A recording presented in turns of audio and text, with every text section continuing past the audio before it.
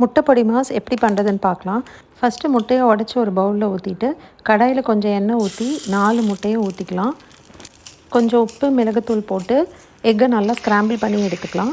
பெருசு பெருசாக இல்லை சின்ன சின்னதாக உங்களுக்கு தகுந்த மாதிரி பண்ணி எடுத்துக்கோங்க. ஒரு பவுலில் தக்காளியை பியூரி பண்ணி வச்சுக்கலாம். கடாயில் கொஞ்சம் எண்ணெய் ஊற்றி கடுகு போட்டு வெடித்ததுக்கப்புறம் ஜீரகம் போட்டுக்கலாம். அடுத்து கருவேப்பிலை ஒரு கிண்டிட்டு வெங்காயம் இஞ்சி பூண்டு பேஸ்ட் போட்டு பொன்னிறம் ஆகிற வரைக்கும் வதக்கிக்கலாம். அடுத்து தக்காளி பியூரி போட்டு ஒரு கிண்டிடுங்க. கொதிக்க ஆரம்பித்தோன்னே ஒரு மூடி போட்டு பச்சை வாசம் போகிற வரைக்கும் கொதிக்க விடுங்க. நடுவில் கிண்டி கொடுத்துக்கணும், இல்லாட்டி அடி பிடிச்சிரும். உப்பு மிளகாத்தூள் மஞ்சத்தூள் கரம் மசாலா மல்லித்தூள் எல்லாத்தையும் போட்டு ஒரு பெரட்டிக்கோங்க.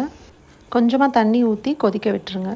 பச்சை வாசம் போய் எண்ணெய் பிரிஞ்சு வரும்போது செஞ்சு வச்ச முட்டையை போட்டுக்கோங்க. நல்லா கிளறி எடுத்துக்கோங்க. உங்களுக்கு திக்காக ட்ரையாக வேணும்னா இன்னும் கொஞ்சம் நேரமே பரட்டி விடுங்க. கடைசியாக கொத்தமல்லி சேர்த்து ஒரு கிளறிட்டு இறக்கிடுங்க. முட்டை பொடி மாஸ் ரெடி. இது சாதம் சப்பாத்தி தோசை எல்லாத்துக்குமே நல்லாயிருக்கும்.